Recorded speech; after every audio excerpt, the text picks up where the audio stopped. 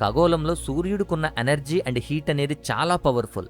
అలాంటి సూర్యుడు లాంటి ఎనర్జీని మనం భూమి మీదే తయారు చేస్తే 10 కోట్ల డిగ్రీ సెంటీగ్రేడ్ హీట్ని కంట్రోల్ చేసే మిషన్ మన దగ్గరుంటే, అది ఆగకుండా ఎలక్ట్రిసిటీని ఇస్తూ ఉంటే ప్రపంచ పవర్ మారిపోద్ది, ప్రపంచం యొక్క స్థితిగతులు మారిపోతాయి. ఇది ఫిక్షన్ కాదు, సినిమా కాదు. చైనా చేసింది చూస్తుంటే మీ మైండ్ ఫ్రీజ్ అయిపోద్ది. వాళ్ళు నిజంగా సూర్యుడినే తయారు చేసేస్తున్నారు. దాని పేరే ఈస్ట్ టోకామక్ రియాక్టర్. ఇది సూర్యుని కేంద్రంలో ఉన్నదానికంటే 6 టైమ్స్ హీట్ ఉంటుంది. అంటే 10 కోట్ల డిగ్రీ సెంటీగ్రేడ్ హీట్ వద్ద ప్లాజ్మాను ఏకంగా 1066 సెకండ్స్ అంటే 18 నిమిషాలు స్థిరంగా దాన్ని మండించారు.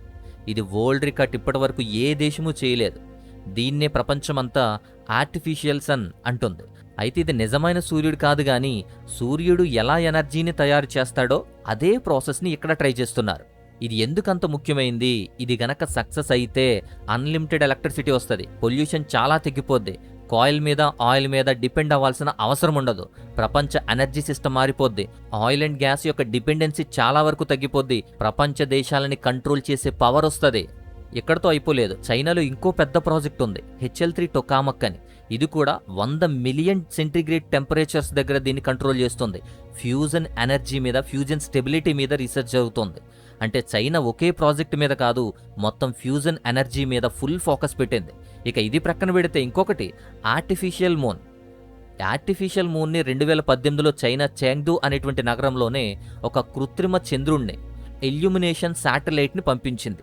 అంటే నైట్ టైంలో ఆ నగరానికి లైట్ ఇవ్వడానికి, చెంగ్డు నగరానికి లైట్ ఇవ్వడానికి శాటిలైట్ ద్వారా సన్లైట్ని రిఫ్లెక్ట్ చేయడం, అలా రిఫ్లెక్ట్ చేసి సిటీకి లైట్ అందించేటువంటి మంచి టెక్నాలజీ.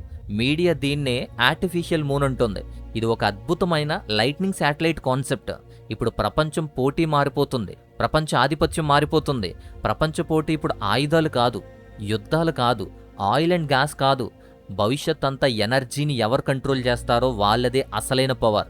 ఇక 2025లో చైనా క్వాంటమ్ కంప్యూటర్ అని చెప్పి జూజాంగ్జీ 3ని తయారు చేసింది. అది కాకుండా థోరియం అండ్ ఆటమ్ రియాక్టర్ని విజయవంతంగా నడిపించింది. కొత్త న్యూక్లియర్ ఫ్యూయల్ సైకిల్ను కూడా రుజువు చేసింది.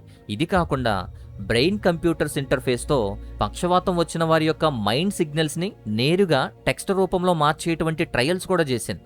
ఇలా ఒక అద్భుతమైన టెక్నాలజీని సృష్టించే స్థాయికి వెళ్ళిపోయింది. ఆ దేశం పక్కనే మన దేశం కూడా ఉంది.